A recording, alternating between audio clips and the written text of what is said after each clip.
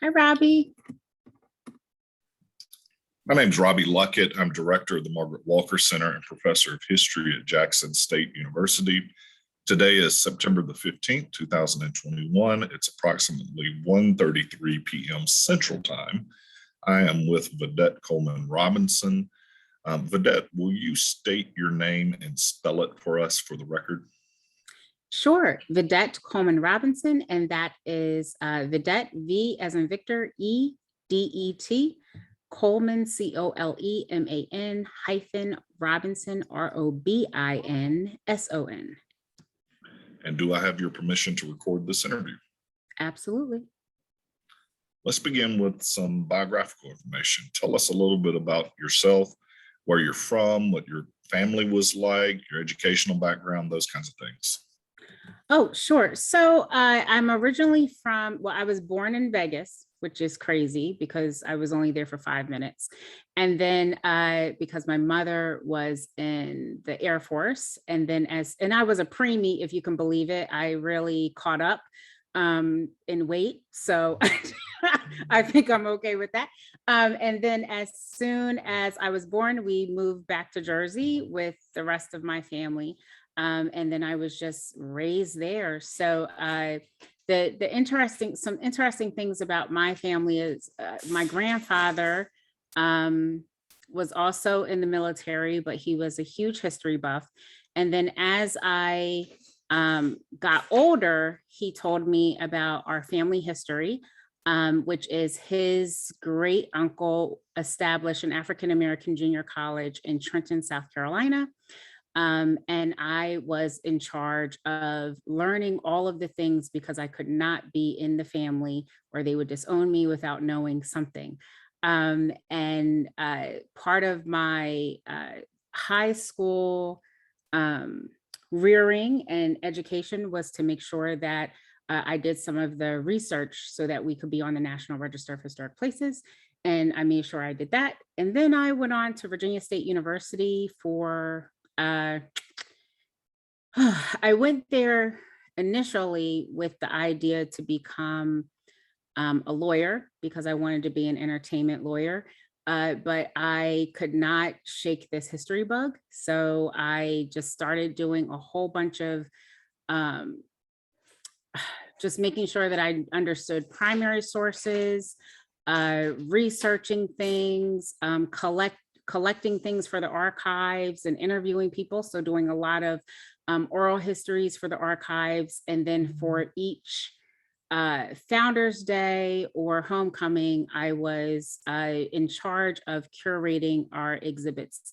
And although nobody cared about what I did during those times, because they were all trying to have fun and walk by and they were just like, oh, that's really nice memorabilia. I was really proud and I stood, I have some pictures of me standing in front of the things where I was really proud. And then after that, I went on to, after I received my bachelor's at Virginia State, I did a year at Rutgers where I met Dr. Clement Price, and he was my public history professor and advisor. And Clem Price was a very good friend. He's now deceased, of Lonnie Bunch and folks, and Dr. Elizabeth Clark Lewis. So when I told him that I didn't think that Rutgers was the place for me anymore, and I was going to transfer to Howard, he said, goodbye, good riddance, I love you. Have fun at Howard. Tell everybody that I said hello. And the rest is kind of history. I've just, once I got to Howard, I was just making sure that I did everything in our field that would help elevate and create more visibility for those who were invisible, whose stories were invisible. And one of my claims to fame that I really loved while I was at Howard was I worked with Dr. Frank Smith in an internship. He's a AAAM member, and Robbie, please interview him as well. And I helped him get the African-American Civil War Monument accessioned into the National Park Service. So that was something that was near and dear to my heart. And then I just kept moving and making sure and moving and grooving. I loved it so much.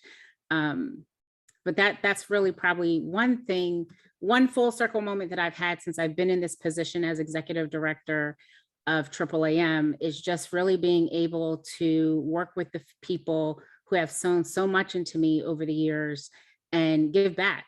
I'm just in a position to make sure that they are also happy and have what they need while they're here on this earth, and give them their flowers.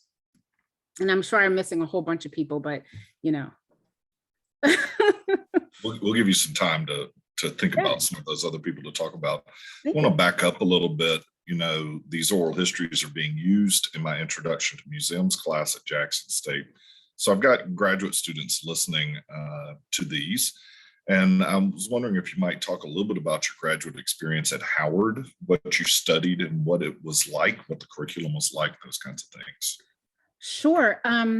I love the curriculum at Howard University. And I always tell anybody who goes to an HBCU that you really have to make your experience at that organization, at that school, use it to the best of your ability.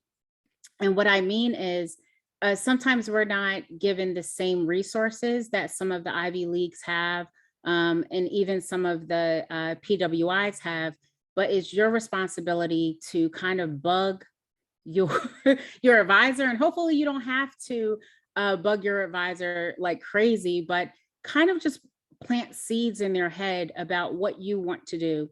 I was fortunate because while I was in the U.S. History program and working under Dr. Elizabeth Clark-Lewis in the Public History program, U.S. History Department, but the Public History program, I was able to just kind of pave my own way. So she was just like, what do you want to do? And I said, I think I want to be a curator, but I don't even know if that's what I really want to do. I kind of want to touch everything and find my way. And then I found out that I was a really good fundraiser in undergrad, in graduate school as well. Dr. Clark-Lewis, we were having a seminar for, who are we having that seminar for? It was a Black History seminar for Robert Stanton. He was the first African-American director of the National Park Service. And I had to raise money for the food. And I was just like, how am I going to do that? And she said, figure it out. And I created the budget, and I went ahead and did some grassroots fundraising. But then I also started going to corporations and asking them to underwrite it. And then also one thing that a lot of times when you're in programs at HBCUs, or really anywhere, but definitely at an HBCU, the availability of internships in our field it's just not there. So you kind of have to make your own thing, right? And a lot of times you'll be told that you have to have an internship in order to graduate. So what I wound up doing is I looked at our job postings for school.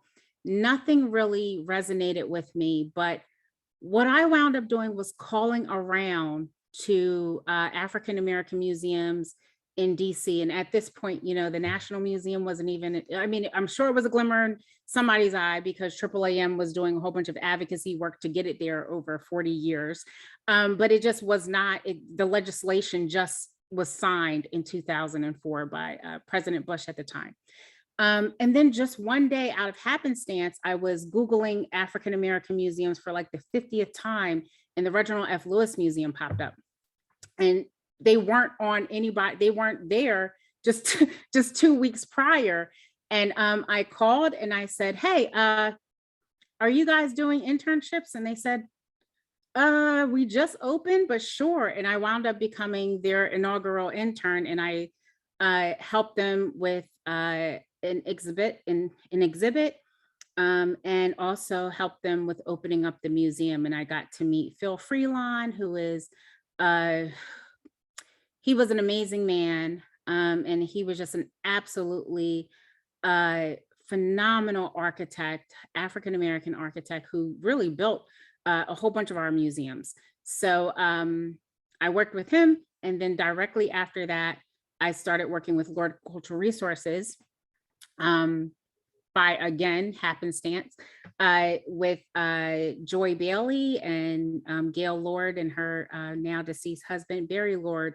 And we were doing interviews at AAAM and a few other places to figure out what our community wanted to see in the museum. But also they wanted to make sure that the AAAM community wanted to make sure that the museum wasn't going to suck up all of our resources.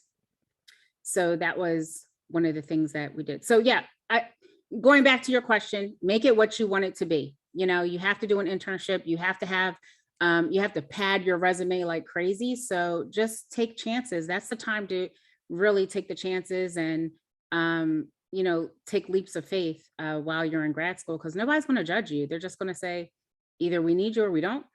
And I think my thing was exploit me.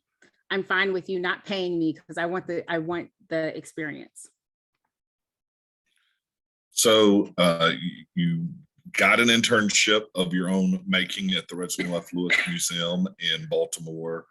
You found some opportunity to work with Lord Cultural Resources. And you mentioned Frank Smith in the African American Civil War Museum. Where did he come in? Frank Smith being a well-known civil rights activist who spent quite a bit of time in Mississippi as an activist. I'm wondering where that work came in to this picture.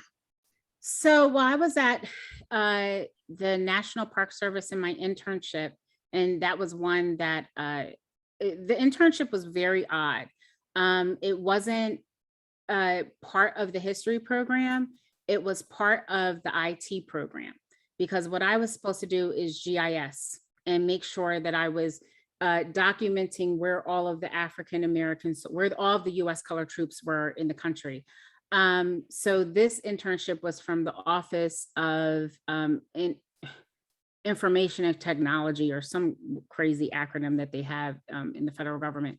And what I wound up doing is, while I was working on this, my intern advisor said, hey, you know, we're working on this monument. And we're also thinking, since you're such a great public speaker, do you want to do some stakeholder meetings to figure out why people aren't, why a lot of superintendents within the National Park Service that have Civil War sites are not interpreting African American history and culture? And I said, sure. And since Frank was right around the corner, I went over there and introduced myself to him.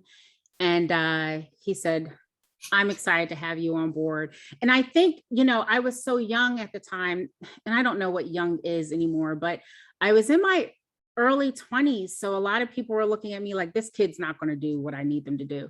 And I always took a chance to like just prove them wrong. That's my thing. Like, I don't care what you say. I just gotta do it. So Frank was just, he was just a breath of fresh air, because every question that I had about that monument and every question that I had about African American history and culture was answered. But then I got to pick his brain about, you know, just being a civil rights activist, and also what he was doing on the ground in DC.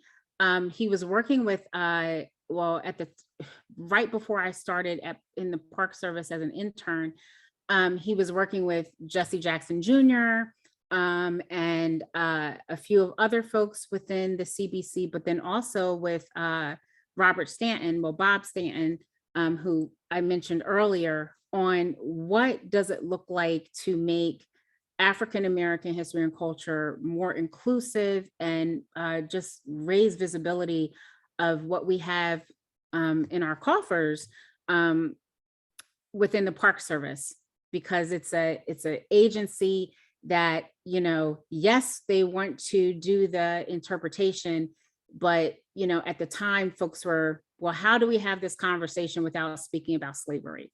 And there really is no good way. So slavery, and this is so crazy because it was just the early 2000s, but slavery back then, and probably still a little bit right now, was like the big S word on Capitol Hill. Nobody wanted to discuss it, but they were in buildings that were built by slaves. So it's kind of interesting. Very, very, very interesting, to say the least. But he was just, He's an amazing man. He's an absolutely amazing man. And, you know, when I was hired for AAAM, he was one of the first people to call and say, I'm so proud of you. And what do you need? And I was like, I just need you to maintain your membership. I see that you're a member, just continue to renew that thing. Okay, so you wrapped up graduate school at Howard, and you've mentioned the National Park Service several times. What was your next step professionally as you're leaving Howard? So right before I left Howard, I took a position at the National Museum of Women in the Arts as the assistant to the director. And in that position, I learned so much about running a museum, and not just a museum, but a nonprofit. That museum taught me about building relationships, a little bit more, how to cultivate relationships and maintain them, how to listen to your members, because we were always getting complaints about what was or was not happening. But then it also taught me just how to maintain integrity. And the reason I say that is because sometimes when you're in a nonprofit, you'll have folks who want to donate that might not be in the best interest of the organization, but you want that money. Or I shouldn't say you want that money, you need the money in order to in order to live. But they were the development department, as well as the executive director and the board, were very adamant about not just taking anybody's money. So when I started here, well, before here, and I'll go to Park Service in a minute, I only did like maybe 2 nonprofit positions, but they weren't at the level of executive director. So when I took this position, I started implementing some of those same things. Like, I don't just want sponsors because, I want sponsors for AAAM. I want strategic sponsors. I want sponsors and supporters that are in line with what we're doing. And I also don't want it to be a fad. I don't want folks to just give to us because we're the Black organization and it makes them feel good. If they're going to give to us, I want them to, have a relationship with us and our members and really understand who we are and what we are. And just, again, maintaining integrity and making sure that when I put my head on my pillow at night, which I don't have a lot of nights anymore, but my head and mind are clear.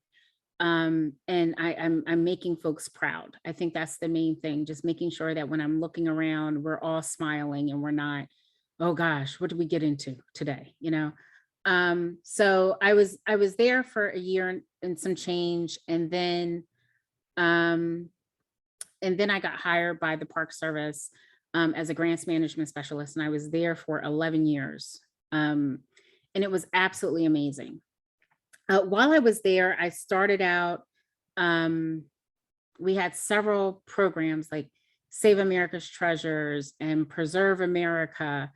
And the first thing that I did was I went to my boss and I said, I love what I have the ability to do, but I'm not a grants person.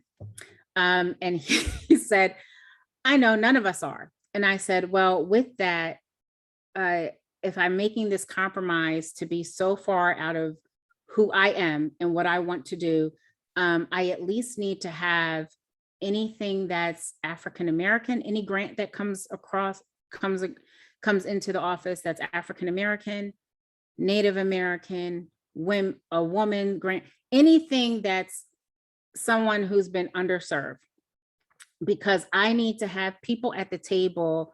And I need to believe in those programs, right?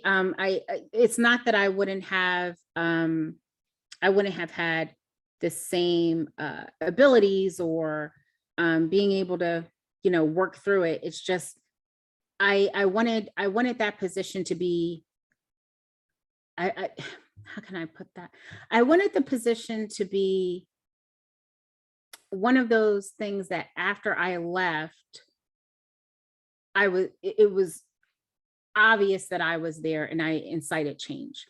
And one of the other things that I did, as soon as I started, I noticed that our historically Black college and university grants were in Atlanta, and I couldn't understand it.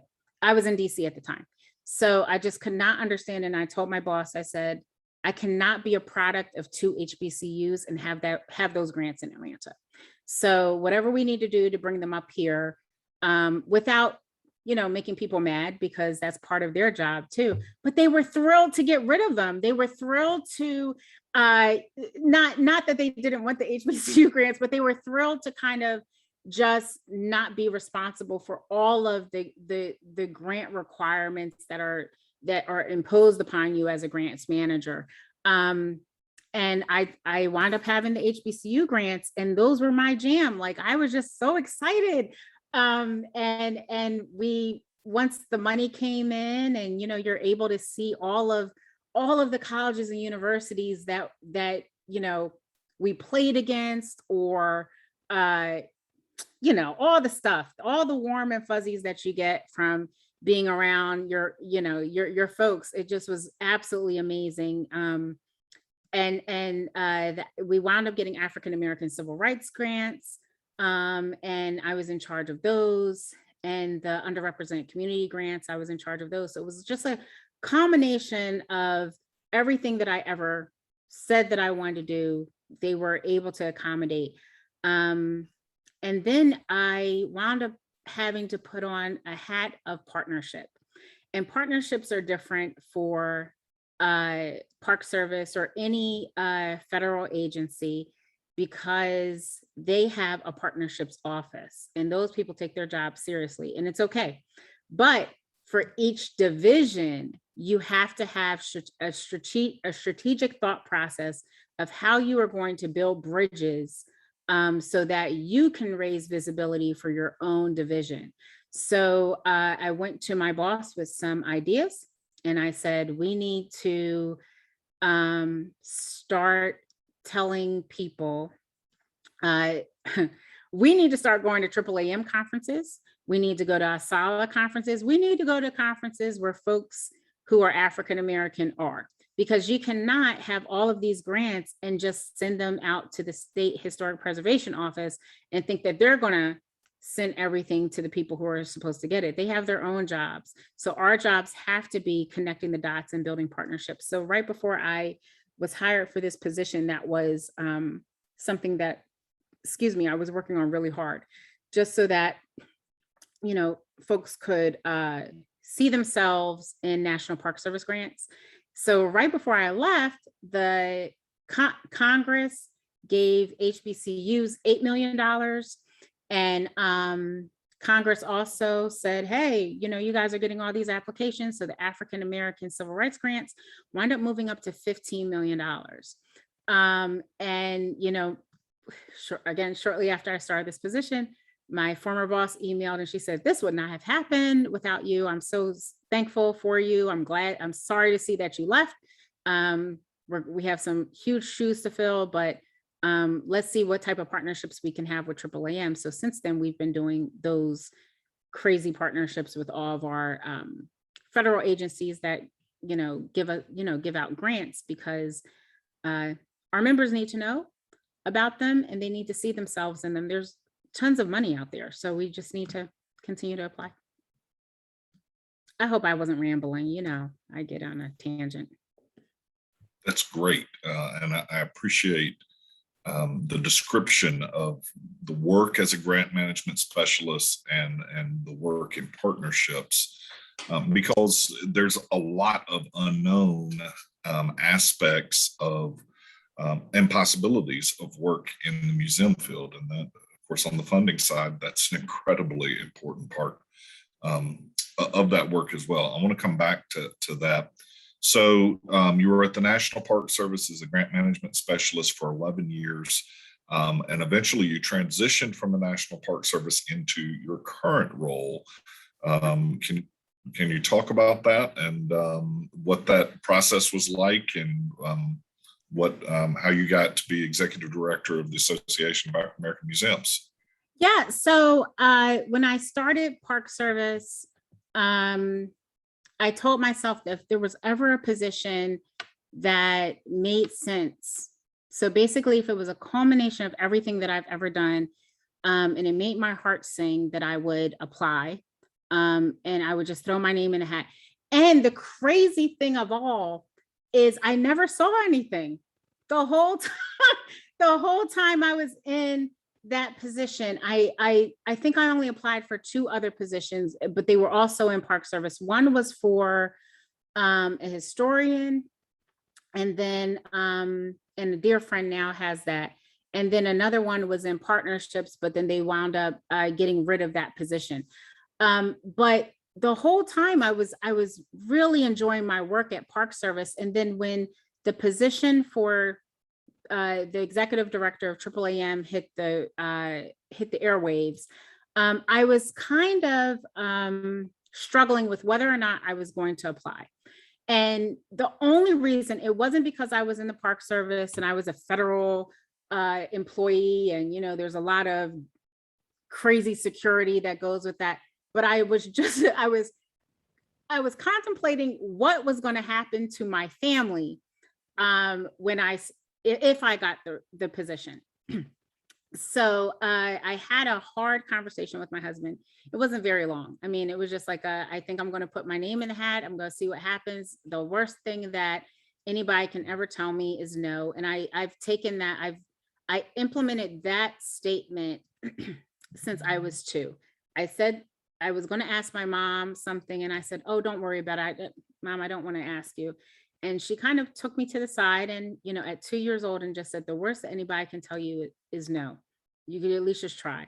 And then she reminded me that same thing, even when I was asking her if I could borrow the keys to her car and all of that.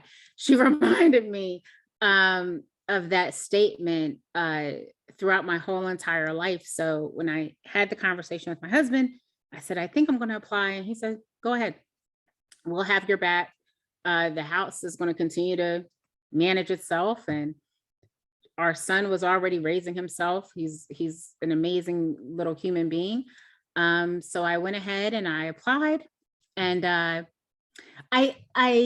always tell folks, I think the funniest thing was after I received the call from our former board president, Brian Carter, and I spoke to him about, hey, he was just like, yeah, we're going to interview you. It's going to be maybe 15 minutes long. And, you're going to have like 5 or 6 people on this call. And we're just going to, round robin, ask you a bunch of questions. And I was just like, okay. And we had the call. I think it was 3 minutes. And maybe it felt like 15 minutes. It may have been a half hour. I don't know. But I do know when I hung up the phone, Charles said, well, how did it go? And I have no clue. You never know how these things go. You just put your best foot forward and see how things are going to turn out for you. And then when Brian emailed and said, well, we want to meet in person, let's have a meeting. I was thrilled, but I was so nervous because I live in Baltimore County, and DC is crazy traffic.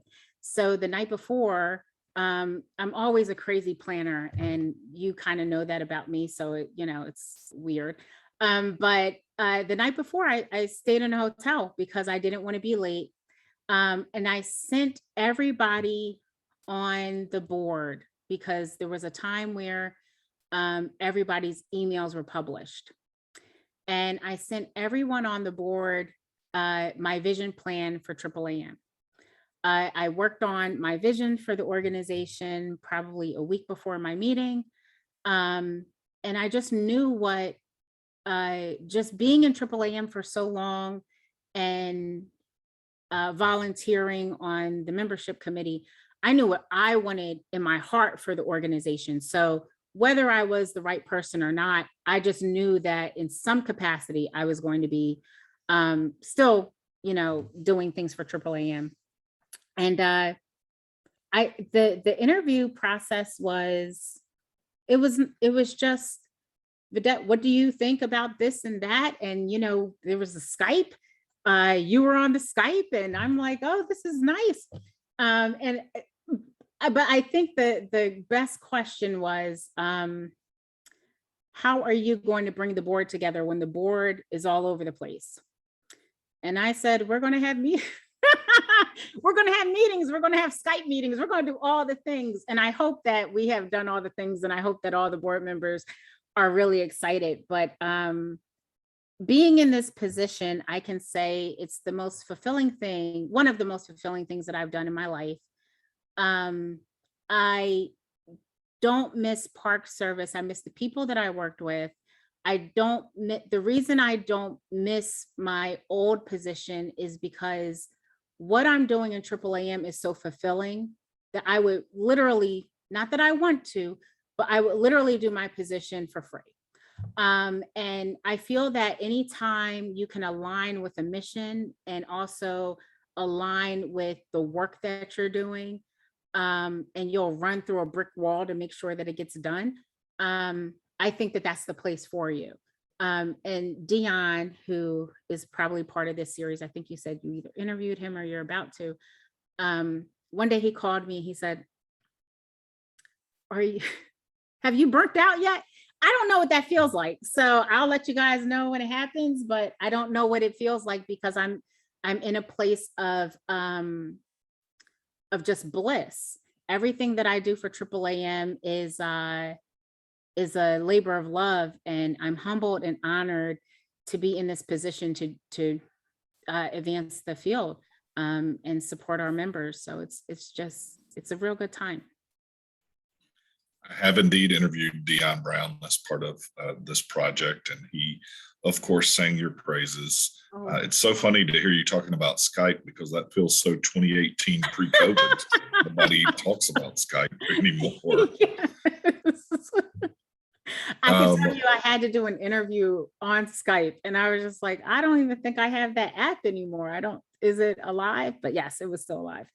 But yeah. So what do you do now on a day-to-day basis? What don't you do on a day-to-day basis? Ooh, that's probably the easier question. But my job entails, I feel that really my job is whatever has landed in my inbox every day. So I attack my inbox with crazy vigor. But for the most part, my day-to-day is making sure that our members, nobody has emailed and had a complaint. Building relationships. We're always, well, this year we've reached 189% increase in membership from when I started. So we received the Mellon Grant in 2018. Then you guys hired me in March of 2019. And now when we received the Mellon Grant, membership was at 347, and now we're at 1,002. So a lot of the times, majority of my day is making sure that people know who we are. Like, I want to be like that show. What is it? Cheers, where, everybody knows your name. I want AAAM to be on the foremost thoughts of everyone in the field who needs assistance or needs a home, who needs professional development, who a lot of times I'm speaking to folks and they're like, did you just start? I'm like, no, man, we've been around for 43 years. What do you mean? Did we just start? But I have to be okay with that, with those questions, because for so long, and even before I was when I first started my membership in AAAM in 2004, the main times that members would hear from the association were right before conference. And the reason for that is we just didn't have the capacity. Usually the board chair served double duty as executive director, and then our fabulous board, thank you, Robbie, for being an amazing board member. Our fabulous board was playing double duty as well. We have a working board. So this year, I want to say maybe the past 2 years are the first time in almost the history of the organization where, our board can take a step back. I kind of force you guys and ask you, please stop, take a minute, do something else. But you guys are absolutely phenomenal. So yeah, so it's building relationships, also making sure that our federal partners are happy. And the reason for that, while we're building these relationships with the federal agencies, because they will be, especially the grant making organizations, they're the ones who, when we have a problem, maybe if they have funds just sitting somewhere, they'll make sure that, through a whole bunch of advocacy and asking and begging, maybe they'll give us, maybe they'll give us something, or maybe in the past couple of years, what I've been trying to do is increase a couple of funding streams and in a couple of the agencies, because I feel that the African American pot is too small in comparison to some of the other pots of money in different agencies. Also, like I said, fundraising is a big deal. And then probably like around, I want to say March is when I really start putting on the conference hat and making sure that we have what we need in place for conference. Our conference is every August. So just making sure that, all the ducks are lined up so that we can have a phenomenal conference. And, thank you and Marion and a few other board members for putting, laying down the blueprint for that. What else do we do? I feel like we do everything, any and everything that you can think of. And then we also are starting to push out and roll out professional development series for our members, so that they have something outside of conference where they can walk away with certificates. We don't give certificates at conference, but I think if we're going to be a professional development organization, we need to at least say that we're doing some things that are in line with accreditation. So we're also working on that. Now that you made me say it, there's a lot of stuff. There's a lot of stuff over here. Over here, yes.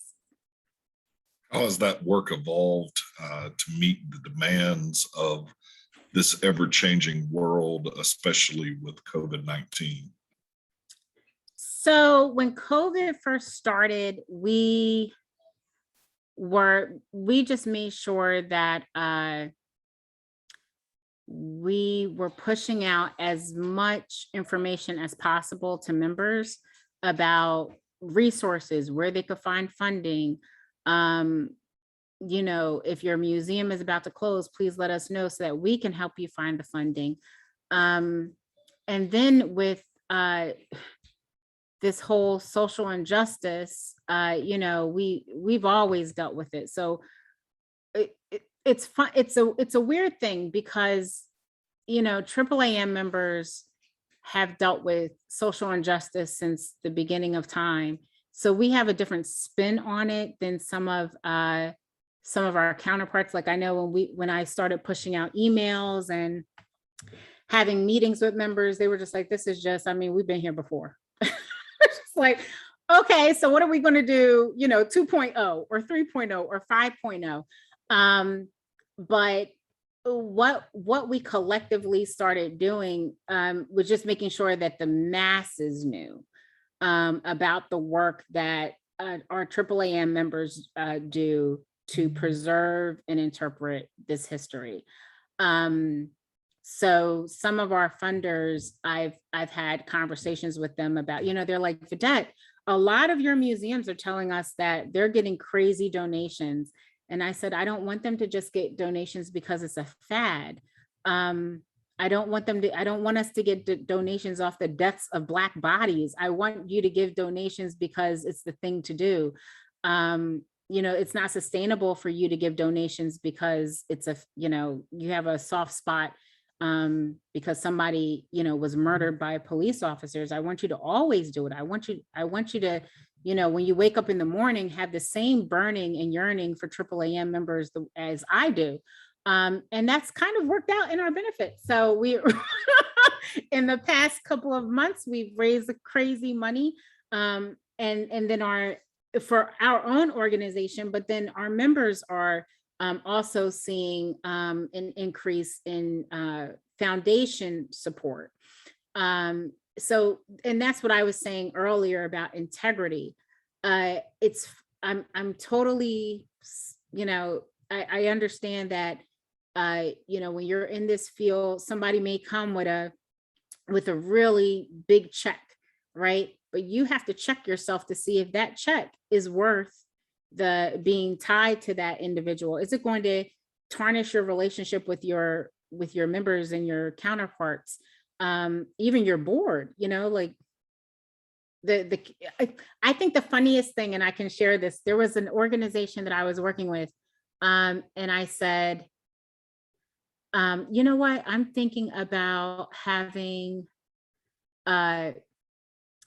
sessions and a certification program for diversity and inclusion for my members. And the reason I want it is because diversity and inclusion starts at AAAM. It's been this way for over 40 years, and I want it to continue, but I want our members to have the same leg up as somebody who has it, but isn't part of our organization. And, they were like, oh, they were throwing some names of some corporations that they thought would be able to give. And I said, I don't think we align with those. And, because I also feel that, maybe the KKK has a diversity and inclusion. It's just a flip. It's like anti, right? So I don't want that. I don't want that. I want your mission to match our mission at all times, not just a one-off for 6 months. Just let's have some integrity and do things the right way. Because you can also lose, I could lose my job, I could lose board members' trust, I can lose our members' trust or other donors' trust. And it's just, that part is just not worth it to me. So what's your philosophy about how our museums, particularly in the Black museums field, should address complicated, difficult issues, particularly in our polarized society in this country? I'm thinking specifically social justice, George Floyd, and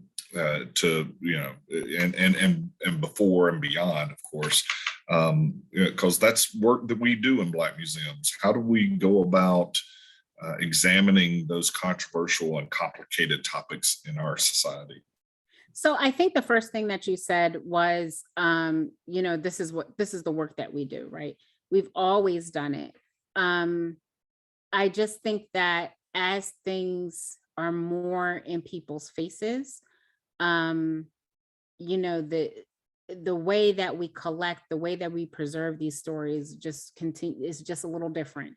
Back in the day, it would be, just grabbing some flyers from the pole or like a telephone pole, or if people had picket signs, grab those, and maybe somebody was running around with a camera.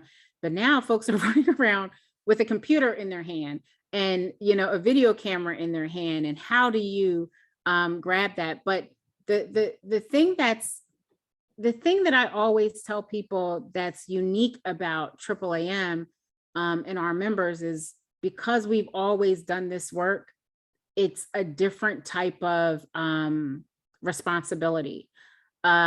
We can just be crazy truthful about what's going on. We don't have to worry about are people going to be offended, because they are going to be offended. We are going to incite some type of emotion as we are doing interpretation, or as we're having sessions and things of that nature.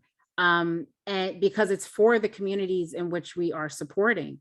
So it's a little different, because our museums were created in communities with communal support, right? So a lot of our museums are, like I said, in the communities in which they serve. So it's a different type of conversation. It's about, how are you feeling? Not, sheltering folks from the truth. And instead, it's, you are part of the truth, and how are you feeling, so that we can have dialogue of how we can support you. I think one of the coolest things and examples that I have to share is when George Floyd was murdered, there were several protests. Everybody saw them, right? So there were several protests happening around the country, but just about every protest, in some way, shape, or form, ended at a Black museum. To me, that's the answer. It ended at a Black museum. So in some way, shape, or form, it may have started at City Hall. They may have, walked several 50 miles or something like that. But at the end of the day, they ended at a Black museum. And to me, that is the culmination of what we do. Although our museums were closed because of COVID, although, some of our museums were like, we're not opening up the doors, period.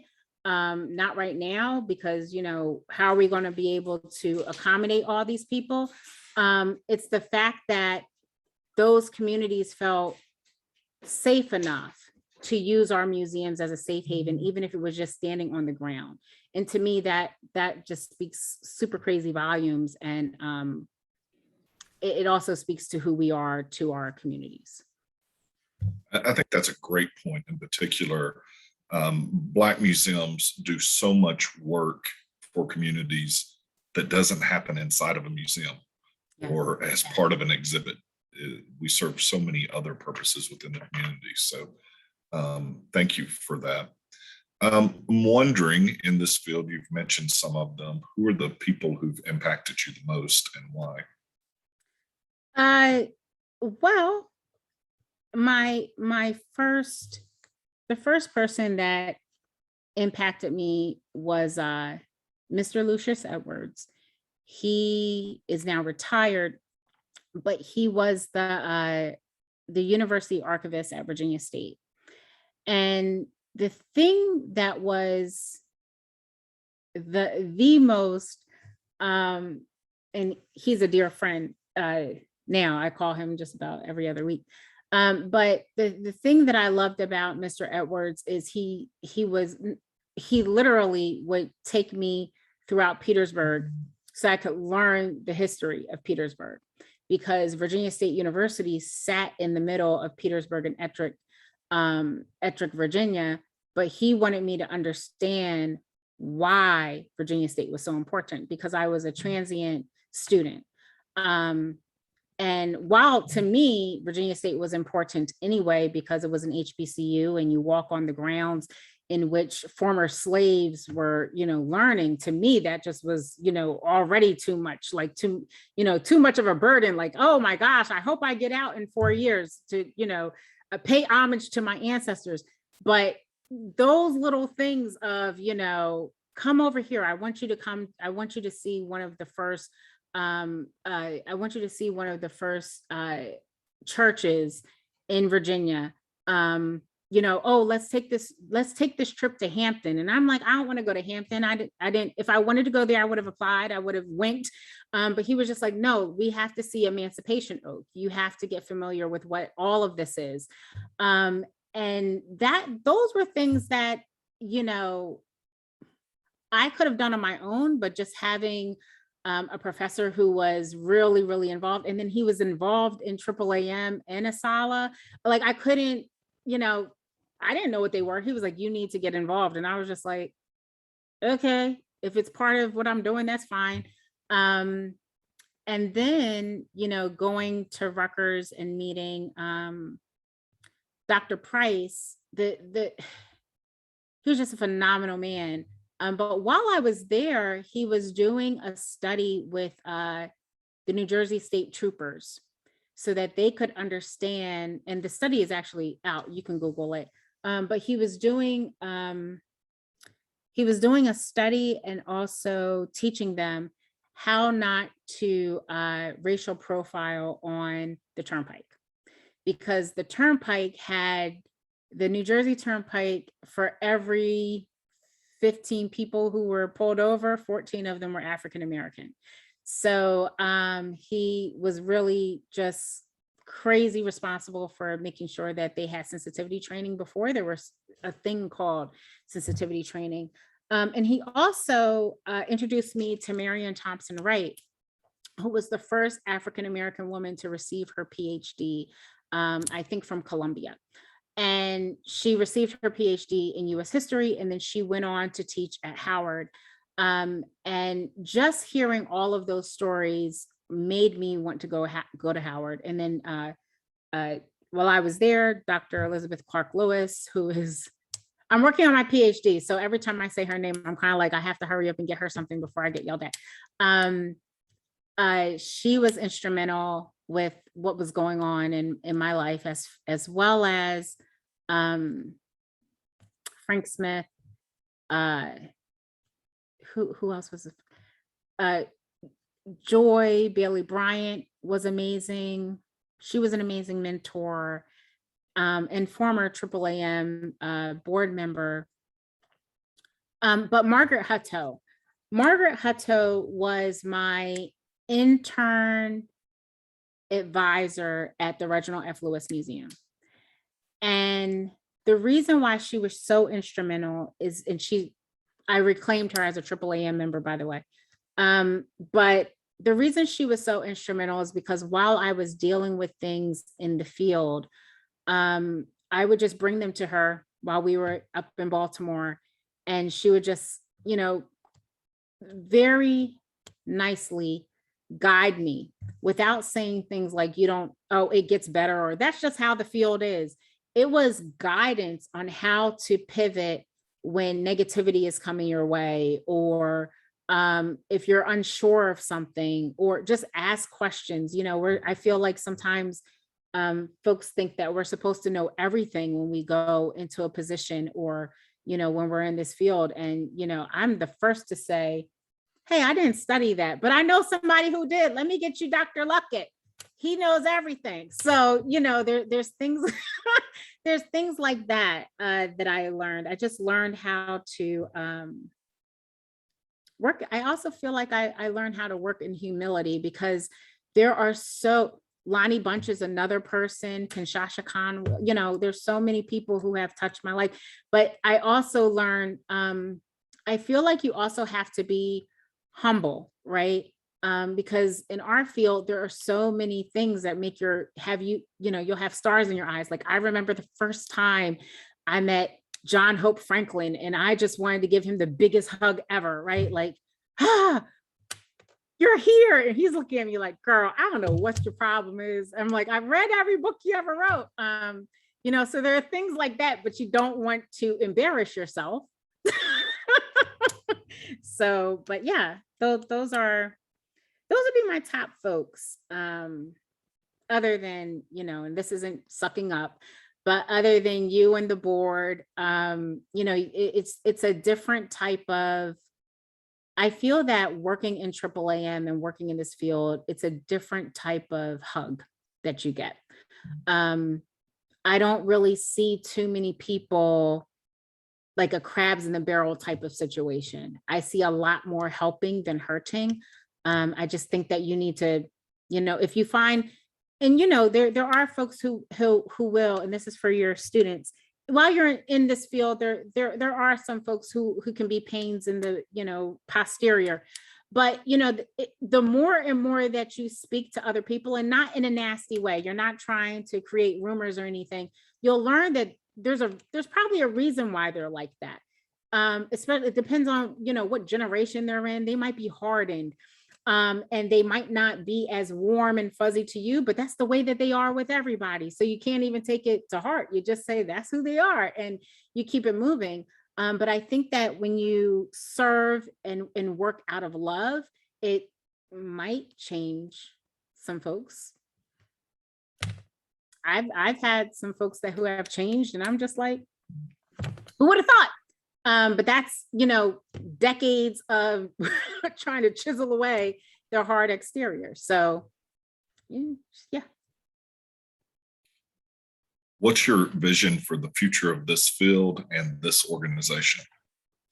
My vision for the future of AAAM is to be at a place where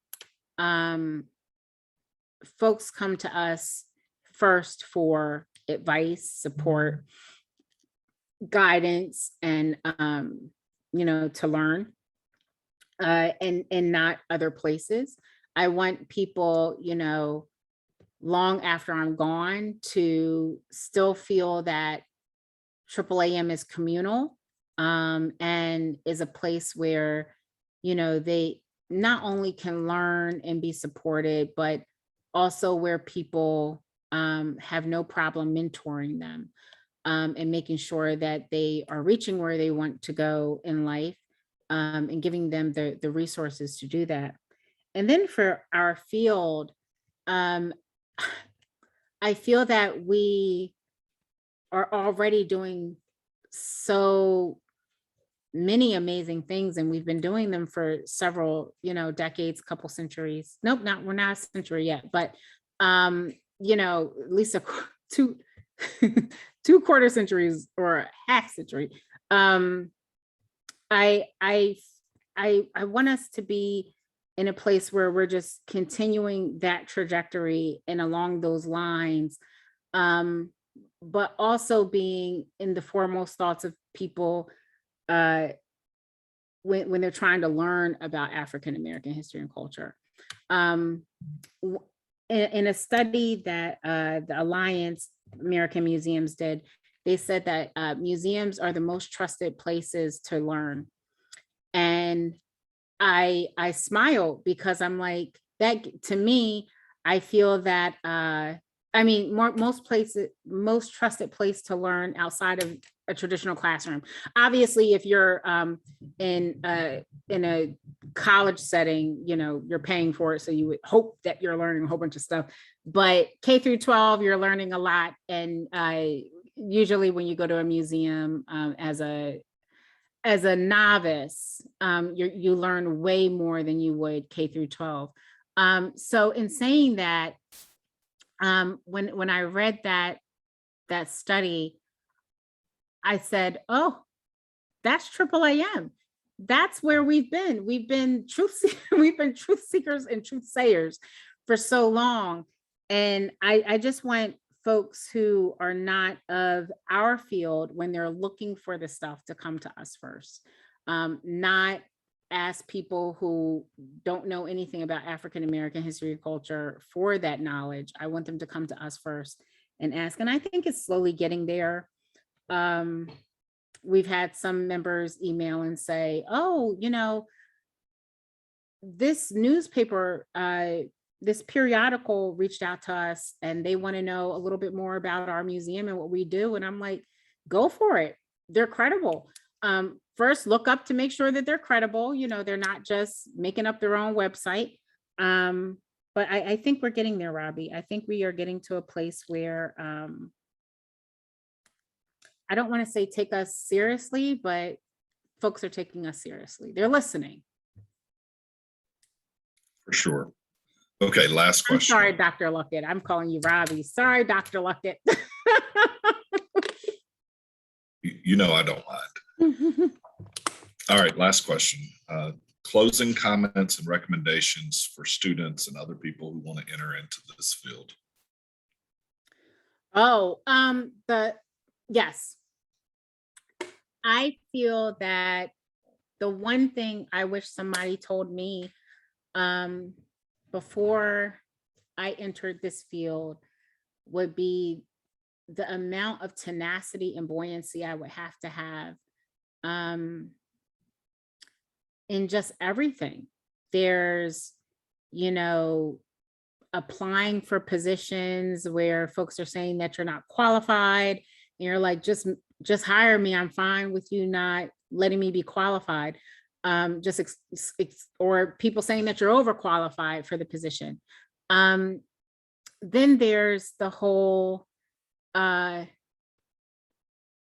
with tenacity and buoyancy, Something else that I think about is, I didn't really have folks pulling me to the side and saying, I want you to learn all of these things if you're on a track for this.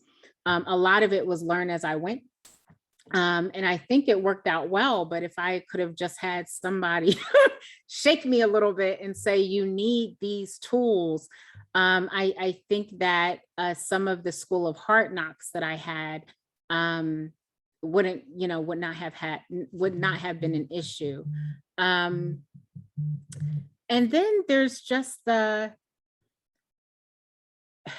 we are bombarded with no's, people saying no to us. And then we're also bombarded with what I call double trauma. So you're working in the field and the things that you're researching are traumatic, but then you also have to, have almost the same trauma hit you again when you're, on the front lines and interpreting it, because it's everything I feel that we deal with is so heavy.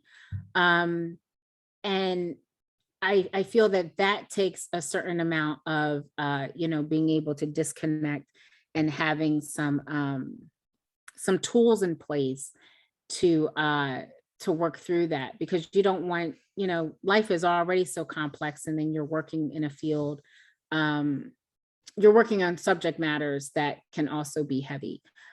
So, also make sure that you have some place to release. And this is not a plug at any point, but that's what AAAM is. A lot of folks tell me all the time, and I know this for myself, but I'm going to tell you what other people say, because I don't want you to think that I'm, being biased, but a lot of our members tell us all the time that AAAM is the one time in the year when we get together for conference where they can breathe. They don't have to explain why they're doing a thing to do a thing. They can just be themselves and be around people who are doing the same things. So I'll tenacity and buoyancy, but then also making sure that you surround yourself with people like AAAM members or other trusted folks that can get you through the hard times. I think that those would be the takeaways. And then if anybody has any questions, they can email me. But I feel like that's the main thing. And then find a mentor. Find like 5 mentors. No, and they're not going to get mad. Nobody's going to say, oh, I was their mentor. It's not going to be like that. Just, at least get 5 mentors, 5 good people. You're going to need at least one to download things to, and somebody else that you can talk things out with. And hopefully they're all, 1 in 5, but if not, 5 different people. What do you think about that, Robbie? 5 different people. You think that's too much, or do you just need 3? No, at least 5. 5 it is. So do that, students. 5 mentors. Get that. All right. Well, thank you, Vedet Coleman-Robinson. It's been my great pleasure. I'm deeply grateful for you. Oh, thank you, Robbie. No problem. Anything for you. Anything for Robbie.